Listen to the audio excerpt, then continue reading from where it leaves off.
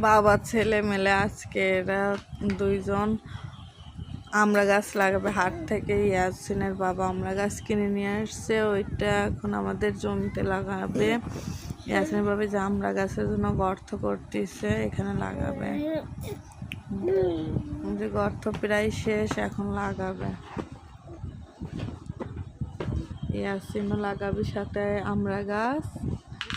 এই যে ইয়াসিন বাবার সাথে আমড়া গাছ লাগাচ্ছে। আমরা ইয়াসিনের অনেক পছন্দ, সেজন্য ওর বাবাকে বলে আমরা এনে দাও, ওর বাপকে আমরা গাছ লাগাই দুজন মিলে। আরিয়ান সব সময় বলে সবাই খাবে আমরা।